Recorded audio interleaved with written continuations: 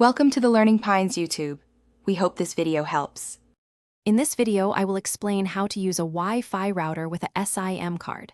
First, ensure your SIM card is activated and the correct size, typically a micro or nano SIM, for your router slot. Carefully insert it, making sure it clicks into place. Then, power on the device. Give it about 30 seconds to a minute to boot up and connect to the cellular network. You'll usually see an indicator light confirm the connection. Once powered on, you'll need to configure the router.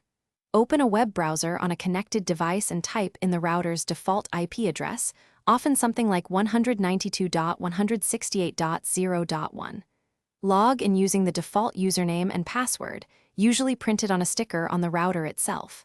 Check the APN settings. Sometimes they auto-configure, but if not, manually enter your carrier's APN. Finally, connect your devices to the new Wi-Fi network using the provided password. To get the best performance, placement is key. Position your router in a central, elevated spot, away from obstructions like concrete walls or large appliances that can interfere with both cellular and Wi-Fi signals. Look for areas with strong cellular reception, often indicated by 3 or 4 bars on the router's display. If you're in a very weak signal area, some routers support external antennas, which can significantly boost your connection speed and reliability.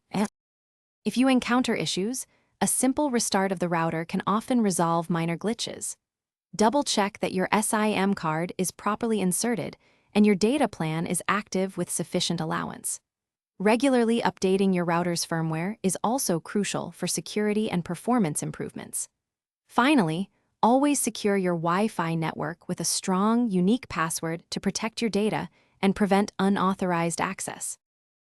Thanks for watching. Consider subscribing if we helped you.